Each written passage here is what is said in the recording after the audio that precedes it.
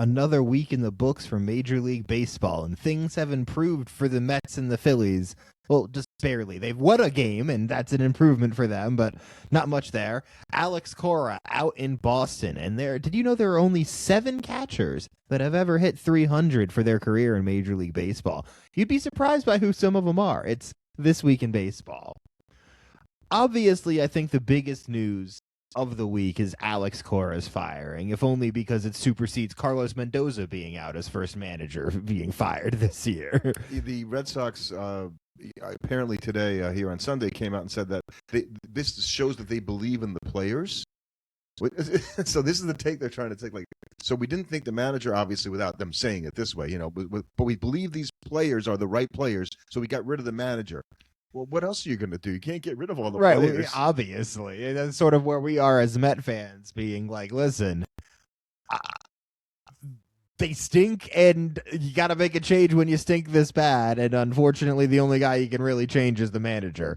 Now, to be fair, I don't know if to be fair, but Alex Cora preceded Craig Breslau, the general manager, Bobo, whatever he is in Boston, and so most of the time, guys want their guys, and it took a little bit of time for Alex Cora to not become now, granted, it's been a couple seasons in a row of underperforming. Well, they won 89 games last year. I mean, okay, they didn't win, get to the World Series or anything like that, but I would say because they started so poorly last year, and the whole Devers thing, I think, really weighed on the organization.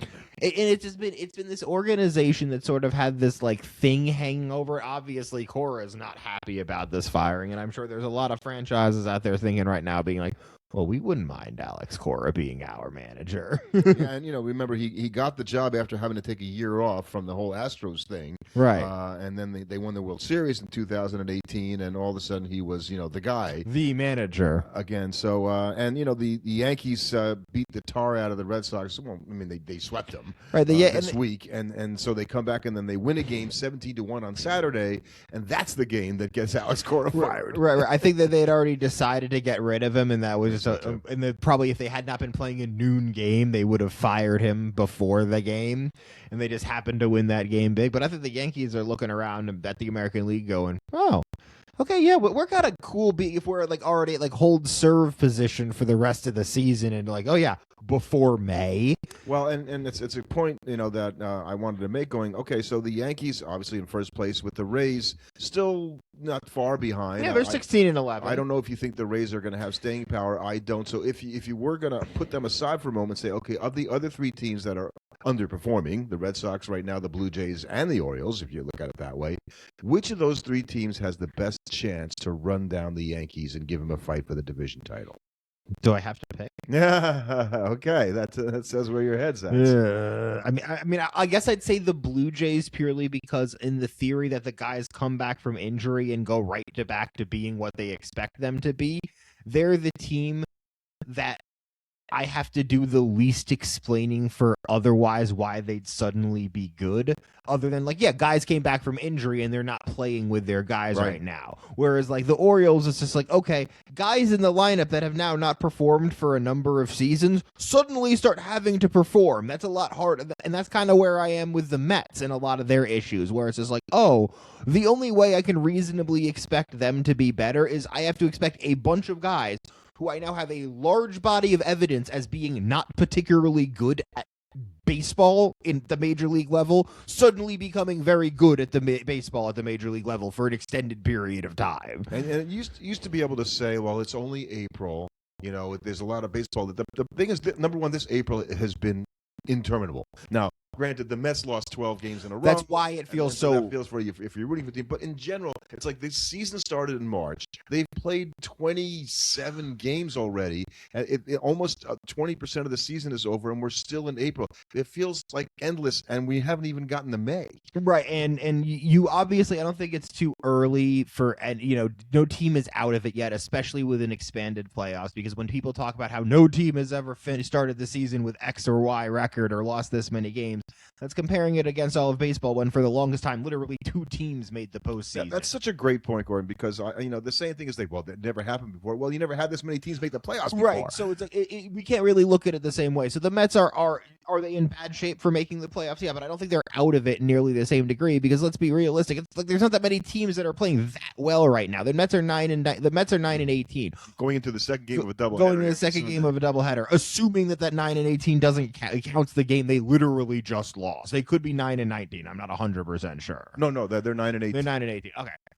They could come back, but they could rip off 9-19. You're right. They could rip off like 6-7 in a row, and all of a sudden they're 15-18, and they're kind of like right back into like being outside the wild card race. So here's the thing. I like to do these little mathy things, and I think about it. Okay, so they're 9 and 19 or whatever. So if they have they're 9-18 because they played 27 games. I remember thinking this before we started doing this. So there's 135 games left. If the Mets go 80-55. Okay, 25 games over, they'll win 89 games. That might just get them into the playoffs, but they have to go 80-55 for a team that looks in no way. Like they're poised to go 80-55. And the longer you go into the season, the more pronounced that math equation gets, where suddenly you're like, okay, well, if they just go 70-10 over the last 80 games of the season, they'll be fine. It's like, look, the Mets have done something that's really hard to do in baseball. That is, they made the Colorado Rockies look like a good baseball team. Well, I mean, right now that's because the Mets right now are a bad baseball team. And I think as Met fans, you have to stop treating them like they're like how people talk about like people are temporarily embarrassed millionaires, that they're they talk about how they act as if they had money. We Met fans act as if we have a good baseball team. I'm sorry, Met fans, we have a season and like a half plus of evidence to suggest the very contrary, that we are not. And meanwhile, the Cubs won 10 in a row before they finally lost to the Dodgers on Saturday night.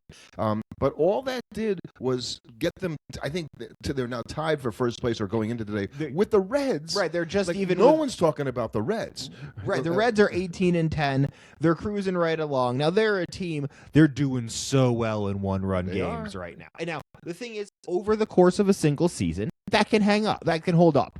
You can totally have a magical year. The Mets had that a couple of years ago in 2024, hint, hint, hint, when they were really, really good. They had a year. They were crazy good in one-run games. It's not something that is sustainable year to year. It's really hard to be a team that is like pronounced good at that. And what makes it harder for the Reds is in that division right now, the Pirates are 16-11 going into Sunday. The Brewers are over 500. The Cardinals have played better than anybody expected so far. It's a tough division just to win with games within your own division right now. So it makes it seem harder for a team to emerge if everybody else is going to play it tough. Well, that's what's happening over in the West, because the Dodgers are like, hey, we're 18-9 to start the season, and the Padres are like, hey, we're hanging around. We're right. Are you guys still here, the Padres? Haven't you guys dropped off yet? Yeah. No. Meanwhile, the Atlanta Braves are loving it. They're sitting in paradise right now. They're going to get a walk to a division crown this year. It sure looks that way. And the Phillies lost again here on Sunday to the Braves. The Phillies are the only thing that keeps the Mets out of the cellar, proverbially, is the fact that the Phillies are there. And you know what? I want to say this in all honesty. I take no solace from the Phillies having a tough time. It doesn't matter, because our team that we root for is doing so bad. It doesn't matter what the other teams are doing. It'd be a lot more fun to enjoy the Phillies' downfall if I wasn't also suffering the Mets' downfall at the same time. So, and will the Phillies figure it out? Well, they got back Zach Wheeler on Saturday, and he was workmanlike in his 5-inning return to the mound, but he got back from a thoracic pretty fast and before May, so that has to be a good thing. They're almost in a worse situation, because not only are they not scoring, they're not pitching well. No, they're not, and I think Christopher Sanchez has been not what they expected him to be when they paid him. And this was the danger, and you knew this could happen with the team. Now, I think the Phillies in some respects are in kind of a better position than the Mets, because you always knew this was the one-year experiment of bringing the band back together to try and get it to work. And then they'll blow it up. And now you're going to blow it up this offseason. If they don't turn it around themselves. And Riamoto's on the IL, which, when they brought him back, it was touch and go whether they do it in the first place. He's an older player, but as a leader and the guy that, I know he's a guy I never like to see come to the plate when something counts. I really like him as a player, but he's older and now he's injured, and that really sets them back. I think leadership is something that's overrated from a fan perspective. because it's something that we can't really quantify. We arbitrarily assign to players and arbitrarily assign it value. Like how valuable is Lindor's leadership on the Mets? Well, like how many games when he's hitting 200 isn't very valuable. Right, exactly. So it's like I think leadership. It's hard for me to like be like, oh well, I really value his leadership because his leadership is only as valuable as good as he is. Because you could have the guy that's got the best leadership skills in the world, but if he's another player on the team, nobody's gonna listen to the the backup catcher like his word is gospel. When Aaron Judge wins an MVP, he's the captain and a team leader. When he struggles in a playoff series or something like that, it's the leadership falling apart. It's right? Like just because he didn't perform well, it's got nothing to do with his leadership's been the same. right. But leadership is generally you're taking your cue from the guys that are playing the best, and that's why process is important. But that's why results are important. So it's easy for everybody to talk about how good the process is when the process is leading to results. Shohei's process is amazing because they're winning. Would everybody be talking about how good a process is if they weren't? And so the same thing we said about clubhouse vibes a few weeks ago, going, yeah, clubhouse vibes are great when you're winning, when right? Everybody's hitting, it feels terrific. But when you're not, the teams that are bad right now, they have bad clubhouse vibes because they're losing. Right, exactly. like all the leadership skills in the world don't matter if you're not in a position to be able to utilize them. Because we all know it's not rah stuff. It's about setting a tone and an example. It is really hard to do that if you're not performing. I'll just the last thing on Aaron Judge. So I was thinking today, Aaron Judge turned 34, and he's a 10-year major league player. So he obviously got started a little later. That I think is only interesting from the standpoint of I compared him. This is heresy, and I'm going to write an article about that. I compared him to Mickey Mantle. I said, no, you can't do that. You can't compare Aaron Judge to Mickey. You can't go anybody to Mickey Mantle. He was basically God, when I was a kid. It was late in his career, so I'm a little too young. But Mickey was a hero. I think I'm going to go out on a limb here and saying the inability to compare people to Mickey Mantle is something that's probably slightly more exclusive to people born in the 1950s and 60s in the New York area. I don't have any problem comparing people to Mickey Mantle. I think my initial look at that was just to look at their first 10 years of their career, because that's all that obviously you can compare them to. Well, that's all Judge has. So and Mickey was still better, but not light years better. But the first 10 years of his career were amazing, and it's going to take a better second half of his career for Judge in order to have any chance of closing the gap on Mickey Mantle. And I don't know at 34 years old if you can do that. That's unlikely, but that's why Mickey Mantle is remembered as one of the all-time greats, is because, he really was that good. and I was trying to come out of it saying, well, that's how good Aaron Judge is. You can compare him to Mickey Mantle. Well, you can, but it doesn't look as good as you think it does until you sort of start cording off his career and have Aaron Judge win another 2 or 3 MVPs in the next 5 or 10 years. Yeah, but if you had Aaron Judge hit against the pitchers Mickey Mantle hit against. Yeah, well, he did play all the way in integration. When Mantle came up, and I was thinking, he came up in 1951, so the Yankees were winning the 3rd straight World Series. So he came into a great team. They won in 52, they lost in 55, they won in 56, they lost in 57, they won in 58.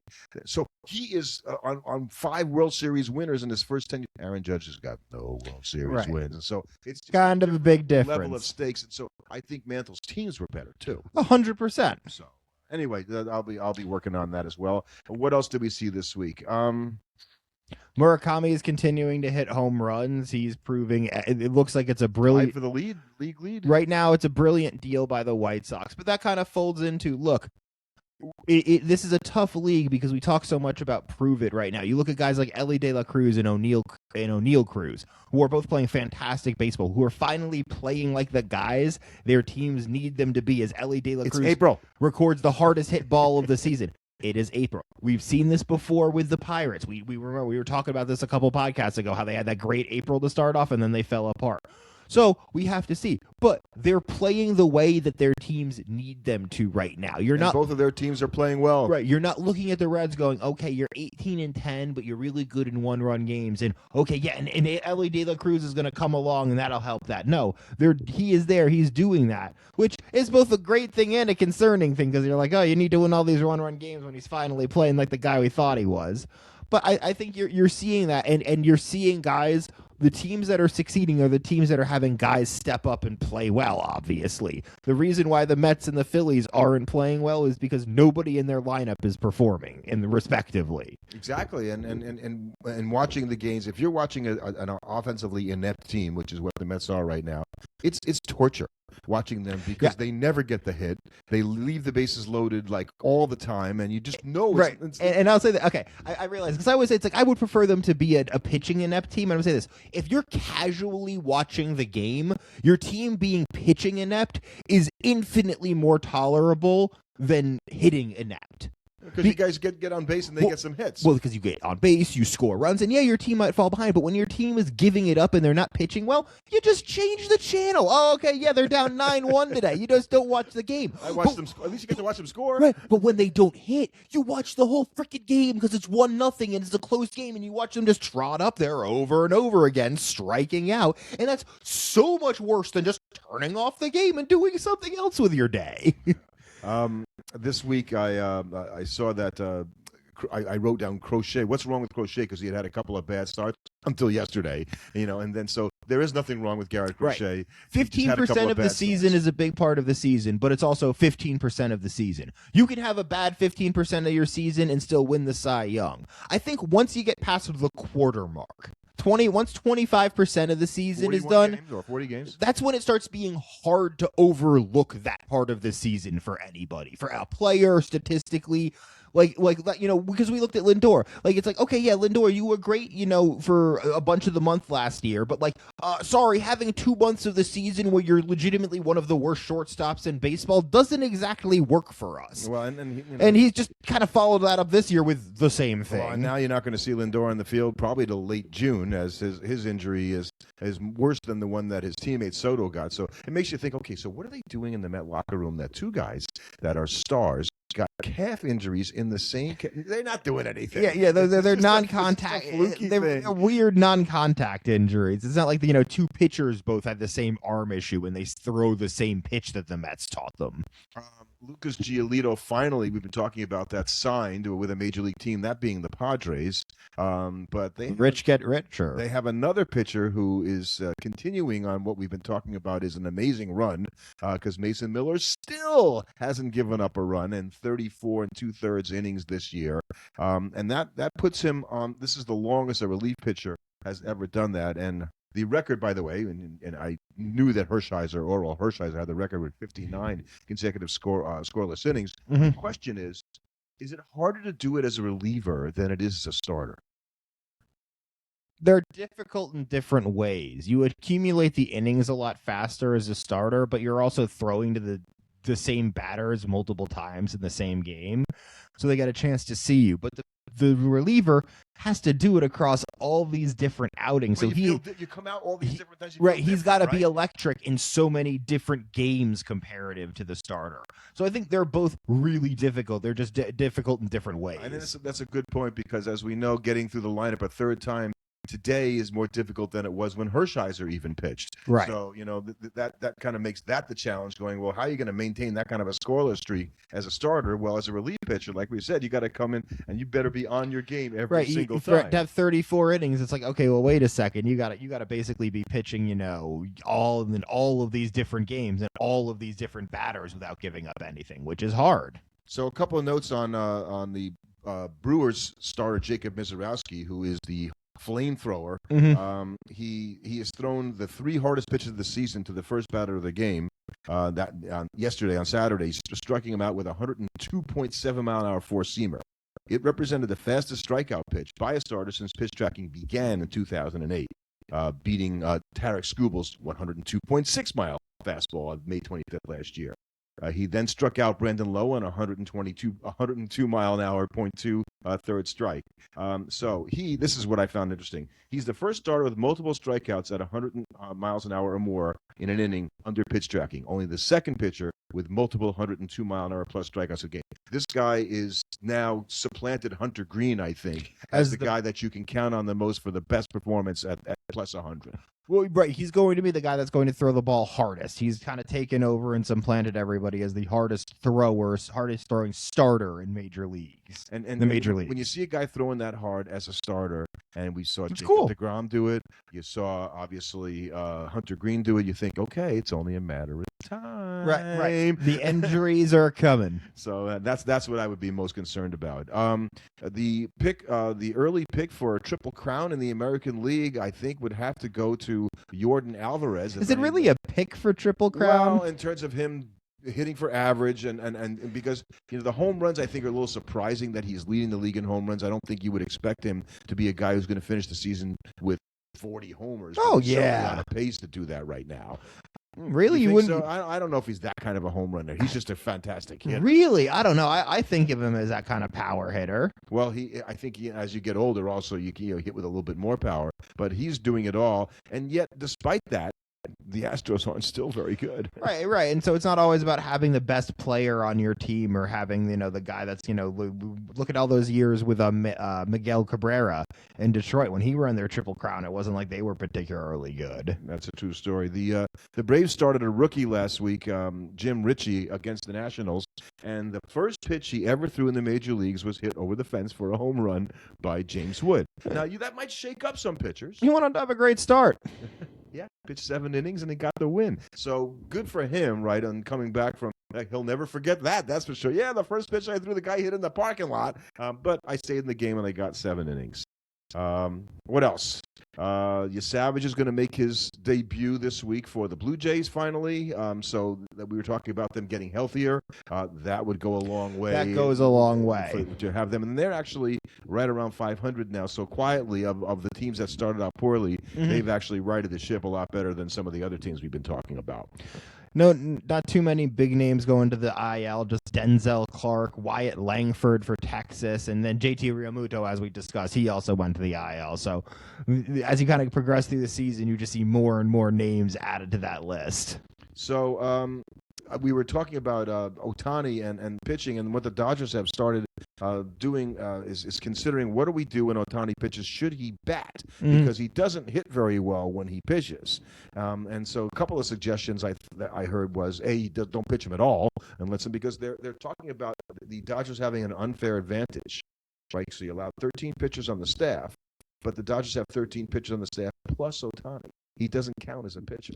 You're never going to be able to sell that as an unfair advantage. Because he's a unicorn and he's special, all that kind of stuff. But it does allow think about it, the advantage for the Dodgers. I mean, they basically have another arm that every other team doesn't have. So what do you do with him on the days that he's pitching? And somebody said, well, maybe you just bat him third or something. So he doesn't come off the mound in a home start, had to get the guys out and have to run and get his helmet and run up there and hit leadoff for the Dodgers. And actually, that's a pretty good idea. Save him some, Save him a little bit of, so that messes with the lineup a little bit. And so basically his on base streak that he had something going 53. on. 53 games in a row he got on base. So that puts him in a very exclusive club, because he's also hit 50 homers and he's had a season where he had 50 stolen bases. Only one other player in the history of Major League Baseball has done those 3 things: 50 games on base, a 50 homer season, and 50 steals. Barry Bonds. Good guy to be on a list with. So, we like to the Hall of Fame. we like to look at the extraordinary things, and I wouldn't have put that as a category even, but Jason Stark in The Athletic kind of brought that up last week. I thought that was kind of interesting as well. So we talked about the lead, right? Right. We talked about catchers, because when you think about the greatest offensive hitting catchers of all time, when you think about it, at least at a Hall of Fame level, you think Mike Piazza. Yeah.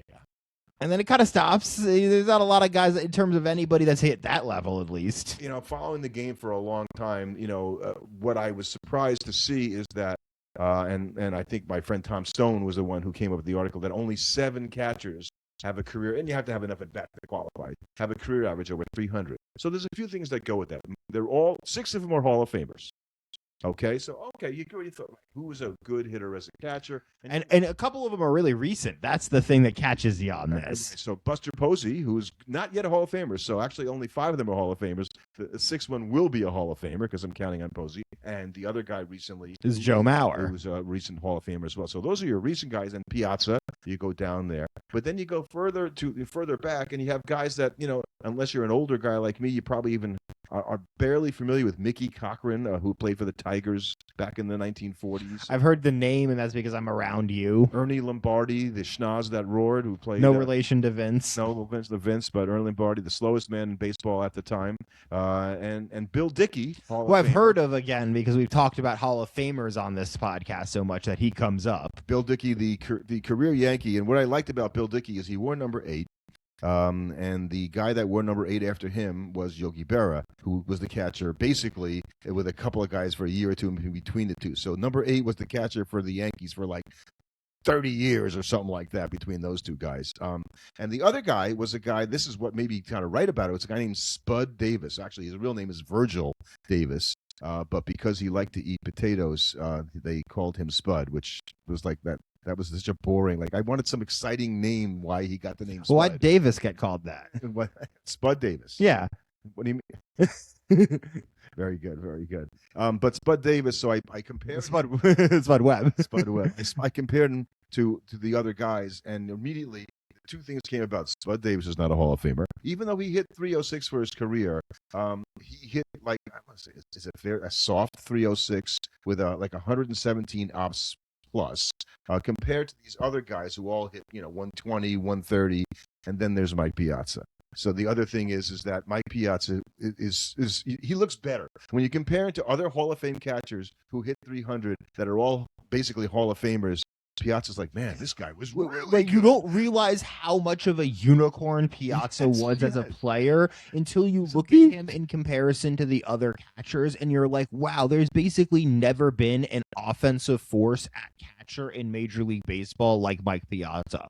For the full breadth of a career, nobody has ever hit like him. And Berra was a great hitter. Bench was a great hitter. They weren't the hitter that Mike Piazza was. Ivan Rodriguez was a great hitter. Posey and Mauer were great hitters, and Mauer probably comes for a period of time closest, but nobody had the consistent power. Right. So what makes his career ops, I think, is 143, which is just 43% better than the other players. Forget about comparing him to other catchers. So here's my other take. I think I came up with is, well, I think a 300 hitting catcher. Catchers are normally the slower runners on the team.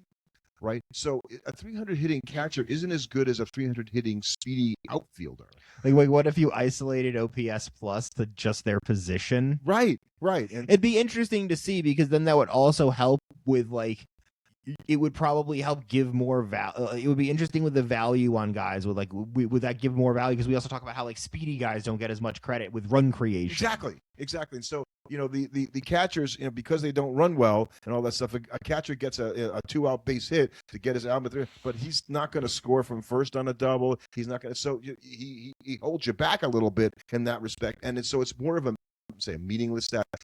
It doesn't really mean as much as his ops number would mean in that situation. And so that's why all these other stats we keep coming up with, on base plus slugging and weighted runs created plus, that's a better measure, particularly when you're playing the most difficult position on the field, to try and evaluate what makes a great catcher. A great catcher, because I don't know any catchers that are going to hit 300 in today's Major League. I couldn't even think of how many guys are going to hit major 300. Not even guys can't hit 300 period, but so yeah, the idea of having a good eye like Piazza did, that gives you the higher on base average, but then he had the tremendous power and he hit for average. I was saying Piazza was as complete a hitter as you can ask for. He got on base, he hit for a power, he hit for average. There's not a lot of guys that do that. And the ones that do, they get paid like Juan Soto does. Yogi Berra had 358 career home runs, so he had plenty of power for a catcher, but he didn't bat 300. Right, exactly. That's the thing, is that when you hit 300 and you have that kind of power,